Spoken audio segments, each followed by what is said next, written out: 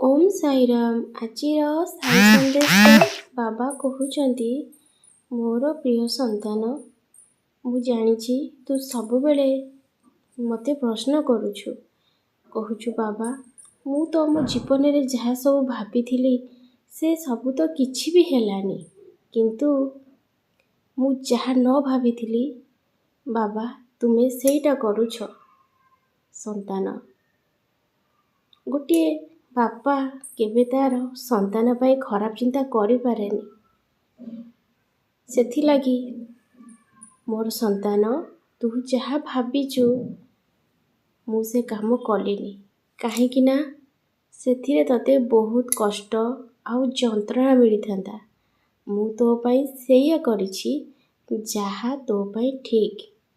ସେଥିରେ ବେଶୀ ଯନ୍ତ୍ରଣା ନାହିଁ କି ବେଶୀ କଷ୍ଟ ବି ନାହିଁ। ସନ୍ତାନ, ମଣିଷ ଜୀବନରେ ଦୁଃଖ ଆସିବ, କିନ୍ତୁ ତୁ ଟିକେ ଶାନ୍ତିରେ ବଞ୍ଚିବୁ। ସନ୍ତାନ, କିନ୍ତୁ ତୁ ଯାହା ଭାବିଥିଲୁ ସେଥିରେ ତୋତେ କେବେ ଶାନ୍ତି ମିଳିନଥାନ୍ତା କି ତୋ ଆଖିରୁ କେବେ ଲୁହ ଶୁଖି ନଥାନ୍ତା। ସେଥିଲାଗି ମୁଁ ଭାବି ଚିନ୍ତିକି ନିଷ୍ପତ୍ତି ନେଇଛି। ତୁ ମନ କଷ୍ଟ କରନି ସନ୍ତାନ। ତୁ ଦିନ ଆସିବ ନିଜେ କହିବୁ, ହଁ ବାବା ତମେ ମୋ ପାଇଁ ନା ଯାହା କରିଥିଲ ସବୁ ଠିକ୍ କରିଥିଲ। ମୁଁ ଖାଲି ଜାଣି ନ ପାରି ତୁମକୁ ସନ୍ଦେହ କରୁଥିଲି କି କାହିଁକି ତୁମେ ମୋ କଥାକୁ ଶୁଣି ନଥିଲ।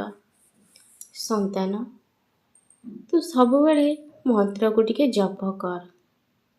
ଦେଖିବୁ ଧୀରେ ଧୀରେ ତୋ ମନରୁ ସେ ଭାବନା ଦୂରେଇ ଯିବ। ସନ୍ତାନ, ତୋ ଜୀବନ ଈଶ୍ୱରମୟ ହେଇଯିବ।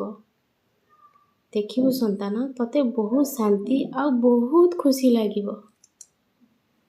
ତୁ ଯେଉଁ ଜିନିଷ ପାଇଁ ବ୍ୟସ୍ତ ହେଉଛୁ ମୁଁ ସେ କାମ କରୁଛି, ଆଉ ସେ ଇଚ୍ଛା ବି ମୁଁ ତୋର ପୂର୍ଣ୍ଣ କରିବି। କାହିଁକି ନା ସେ ନିଷ୍ପତ୍ତି ତୁ ଠିକ୍ ନେଇଛୁ। ଯେଉଁ ନିଷ୍ପତ୍ତି ତୁ ଭୁଲ ନେଇଛୁ ସେଥିରେ ମୁଁ କେମିତି ତୋ ସାଙ୍ଗ ହେଇଥାନ୍ତି। ସନ୍ତାନ, ମୁଁ ତୋର ସଙ୍ଗାତ ହେଇନଥାନ୍ତି, କିନ୍ତୁ ଏବେ ତୁ ଯେଉଁ ନିଷ୍ପତ୍ତି ନେଇଛୁ ସେଇଟା ତୋ ପାଇଁ ପୁରା ଠିକ୍। ଆଉ ମୁଁ ସେଥିଲାଗି ବହୁତ ବ୍ୟସ୍ତ ଅଛି, ଆଉ ମୁଁ ତୋତେ ସାହାଯ୍ୟ କରିବାକୁ ତତ୍ପର ଅଛି।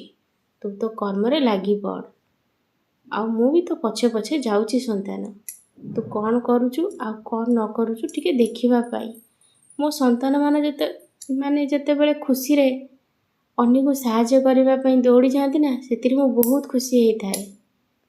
ତୁ ଜମା ବ୍ୟସ୍ତ ହଅନି। ତୋ ପାଖରେ ଏବେ ପଇସା ନାହିଁ ବୋଲି ତୁ ମନ କଷ୍ଟ କରୁଛୁ। ତୁ ତ କର୍ମ କର, ପଇସା ବ୍ୟବସ୍ଥା ମୁଁ କରୁଛି। ତୋ ପାଖରେ ଅଚାନକ ବହୁତ ଗୁଡ଼ିଏ ଟଙ୍କା ଆସିବ। ତୁ ଯେଉଁ ସବୁବେଳେ ମନରେ ଭାବୁନୁ ମୋ ପାଖରେ ବହୁତ ପଇସା ଅଛି, ସତରେ ସନ୍ତାନ ତୋ ପାଖରେ ବହୁତ ପଇସା ଆସିବ। ଆଉ ତୁ ସବୁବେଳେ ବହୁତ ଲୋକଙ୍କୁ ସାହାଯ୍ୟ ବି କରିବୁ, ସେ ବିଶ୍ୱାସ ବି ମୋର ତୋ ଉପରେ ଅଛି। ତୁ ନିଶ୍ଚିନ୍ତ ହେଇକି ରହ ସନ୍ତାନ।